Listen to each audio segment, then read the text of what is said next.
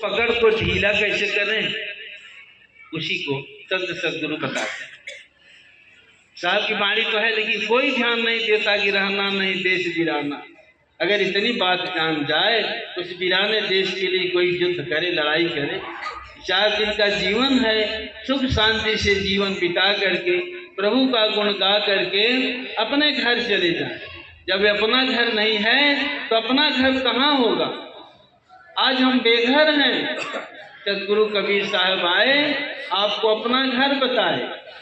सदगुरु मदन पद साहब बताए, घर पहचाना कर पहचाना पक्का देश पुराना। वो पक्का देश है। आज हम लोग कच्चे देश में बैठे, आज इस ठठरी में हैं, कल कर्म और संस्कार बस किसी और ठठरी में जाना पड़ेगा। जहाँ जाओगे वहाँ जन्मना पड़ेगा, और जन्म लेना कितनी असहनीय वेदना है। जो बच्चा जन्म लेता है, अब तो हम लोग इस शरीर में हैं, जन्म लेना गोसाई महाराज बड़े करुणा भाव में बताए हमारे। जन्मत मरत दुसह दुख होई, राम कृपा बिन सुलभ न सोई। राम कौन है? आपके अंदर जो रमे हो। साहब की वाणी, सब में रमै रमावे जोई, ताकर नाम राम यस होई। जो सब में रमैया राम रमा है वही राम। उसी राम को जीते जी कोई नहीं कहता उस राम से पहचान कर लो, उस राम से प्रीति कर लो। जब राम इससे नाता तोड़ देते तब होता है कि राम नाम सत्य। जब राम नहीं रहते तब सत्य का अवगत। और जब तक राम है तब तक उस सत्य से कोई नाता नहीं। इतना हम लोग विमुख हैं, अपने ही राम, अपने आप से विमुख। कौन विमुख है? हमारी सुधि, हमारी सूरत, हमारा ख्याल, हमारी सूरत संसार में लगी। कहते हैं ना, सूरत फंसी संसार में तासे पर गए दूर, सूरत बांधी स्थिर करो आठों पहर हजूर। यहाँ आठों पहर मन और माया की गति में चल रहे, आठों पहर मन और माया के कहे में चल रहे। और जिसके द्वारा मन है, तन है, माया है, उसकी कोई कमी। कितना बड़ा अपराध हो रहा है। मालिक हमेशा हर पल हमारी सुरक्षा कर, इसी में नहीं, इसके पहले भी जितनी शरीर हम लोग धारण किए वहाँ वही करता। मालिक जिसे आत्मा कहते, जो आप हो, उसमें भी रखवाली की, आज भी रक्षा कर रहे हैं। आगे भी जितनी शरीर धारण करोगे वहाँ भी रक्षा करें।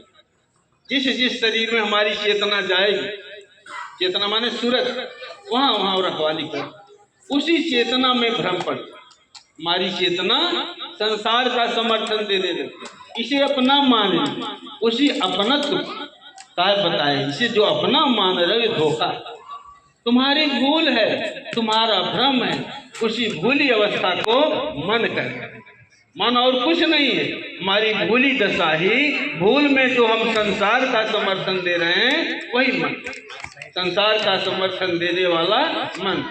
अब इस संसार में विकार से बना, पांचों तत्व आपस में विरोधी हैं। इतने विरोधियों को लेकर हमारी आत्मा चल रही न। जल से और अग्नि से देखो कोई तालमेल है? दोनों एक दूसरे के विरोधी। हवा है, धूल है, दोनों परस्पर संयोग करते हैं तो धूल प्रथम ही हवा को भरते। गजमग परी निरादर रही, अमरुत उड़ावता ही तेहि भरई। धूल रास्ते में निरादर से, बिना आदर के पड़ी रहती। अगर हवा के संपर्क में आई उसे उठा लेती, उठा दी तो पहले धूल हवा को ही गंदा कर दी। जब हर विरोध, इतने पेड़ पर भी हवा की बड़वंशाहट देती है, भगवंशाहट ले जाकर के सब पे छत पे डाल देती धूल, उसे ऊंचाई पे डाल देती। अब किसी के आंख में, किसी के कान में भर देती है ना, जो पैर से लौट दी जाती है। उसी तरह से सदगुरु कबीर साहब जीव की खुली दशा को सुधार करके उसे अपने अस्तित्व पर ले जाकर पहुंचा देते। ऐसे समर्थ सदगुरु का ज्ञान, उसके अधिकारी आप सब। इतना बड़ा अधिकार पा करके उसी अधिकार को बार बार पुष्टि करते हुए, प्रेरणा देते हुए, ललकार देते साहब अब ज्ञान पाए, अब सो जाग मुसाफिर आंखें खोलो, अमर शहर को जाना है। कहते हैं ना सब, जाग जाओ। ये नींद जो आलस्य में नींद, ये नींद में सोना है, भूल में। जिस संसार का हम समर्थन दे रहे हैं, ये संसार हमें क्या देता है? ये काल की रचना। हमारी भूली दशा, हमारा मन ही हमारा काल है और आत्मा दयाल है। साहब काल का निर्वाह किए न? कैसे निर्वाह किए? काल के माथे पाम दे सतगुरु के उपदेश, साहेब अंत पसारियां ले चलो अपने देश। इस काल की जो रचना है, इसको पैर, इस पर पैर रख के चले जाओ। कहाँ पर चले? उसका उद्देश्य सदगुरु साहब देते। नहीं तो काल हमारे सिर पर सवार हो जाए।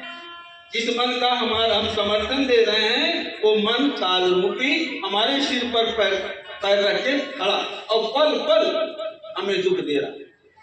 काल खड़ा सिर ऊपर कैसे तुम वीराने मिंत, जाको घर है कैल में सो कस सोवे निश्चिंत। अगर दयाल का सुमिरन भजन नहीं हो रहा है तो समझ लो काल हमारे सिर पर सवार। अगर दयाल का भजन कर रहे हो तो काल डर जाता है। जो काल हमें सजा दे रहा है, वही काल सेवक बन जाए।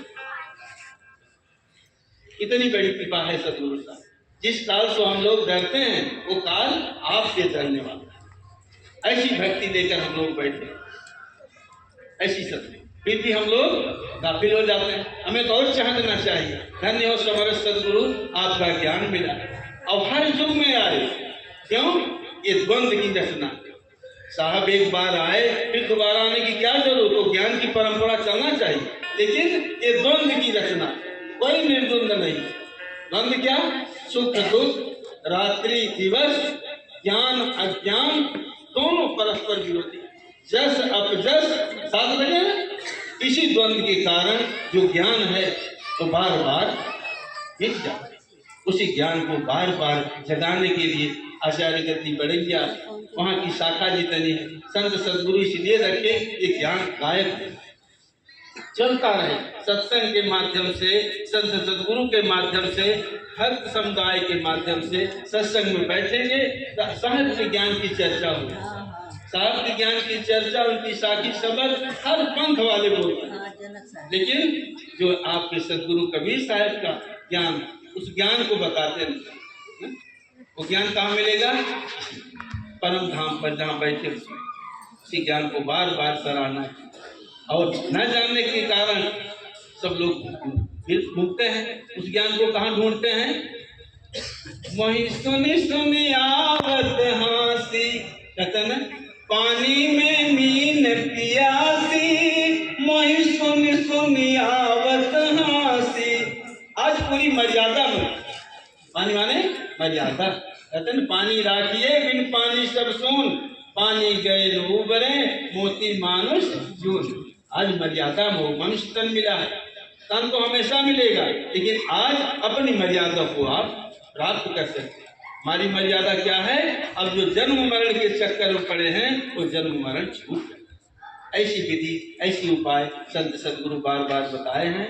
उसी को जानने के लिए साहिब का ज्ञान है। अब साहिब विराजमान है, अब साहिब भी